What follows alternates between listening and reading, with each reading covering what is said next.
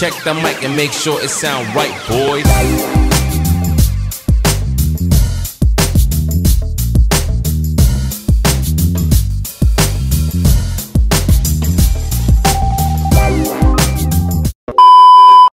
Hi guys! Welcome to Arjac Escapade. So, for today's menu, gagawa tayo ng creamy buttered and garlic shrimp. So, ito yung mga kailanganin natin. Siyempre, shrimp. Nalinisan na yan. Natanggal na yung mga sungay at saka yung mga paa at saka yung nasa gitna niya.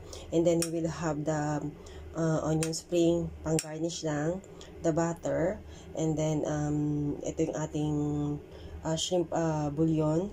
And then, we have, of course, the garlic. We will also be using paprika, pepper, salt, and ito yung magpapakreamy yung ating coconut milk at yung ating olive oil. So, napakadali lang nito guys at mabilis siyang lutuin. So, kung nagmamadali kayo at medyo may time issue, so ito yung pinakamadaling lutuing ulam. A few minutes later. So, ito guys, pinapainit ko ngayon yung ating kawali. So, lagyan natin muna siya ng konting olive oil. Okay. And then, butter. Hinaan natin yung apoy para hindi masunog yung butter kasi mabilis lang kung masunog.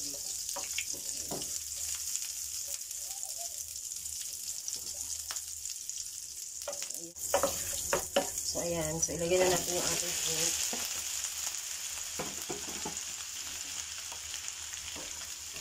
Haluin lang hanggang mag-change siya ng color. Okay. Mabilis lang naman yan. Okay.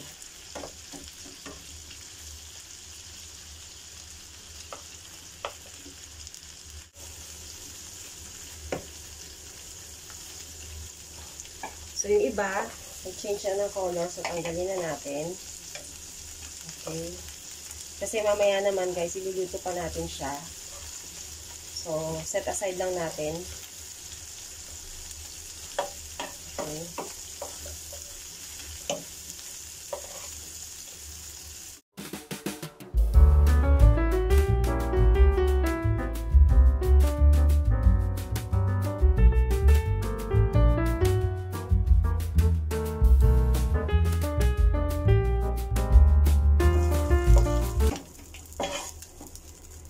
So, ayan, i-set aside muna natin siya.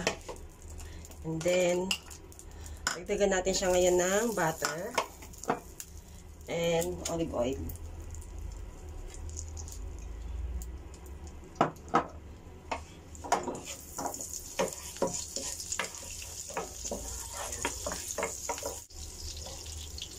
So, habang natutunaw yung part ng butter, ilagay na natin yung ating garlic.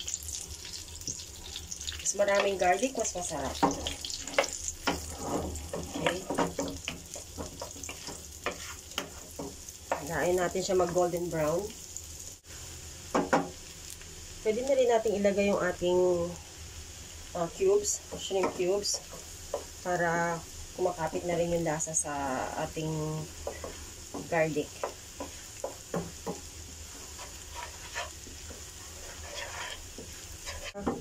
Garlic, lagay na natin ngayon ang ating coconut milk. Okay. Then, hayaan lang natin siya mag-boil. Okay.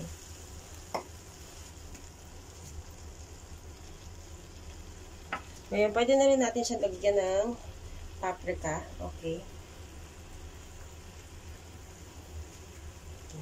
Tansya-tansya lang. And then, ang ating pepper. Okay.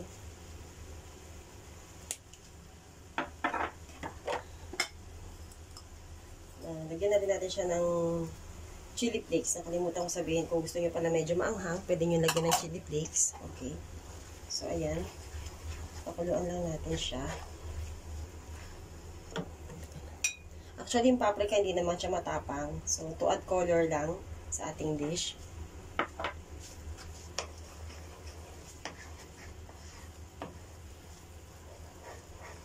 So, So, ayan. Yan natin siya mag-boil. A few moments later. So, ayan. Kulong-kulo na siya. Hinaan natin yung apoy para hindi siya matuyot. Okay. Then, para pambalanse lang ng ating lasa, we can add a teaspoon of sugar. Okay.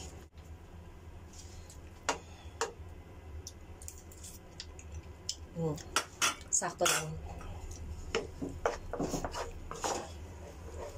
Sakto lang pati yung ano niya, hanghang niya.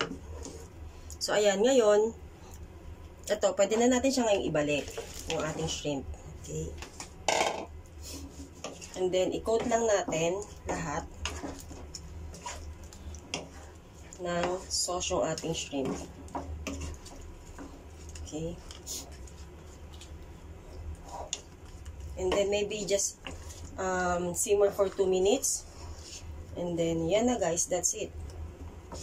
Luto na ang ating creamy garlic buttered shrimp.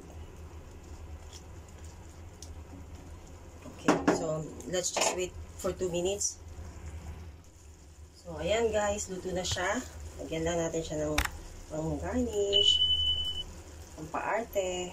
Okay.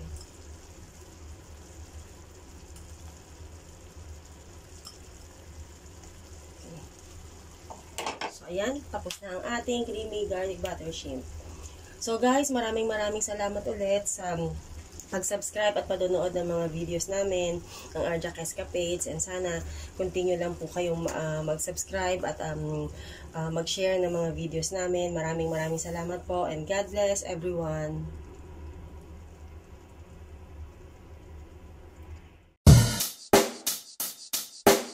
Check the mic and make sure it sound right, boys.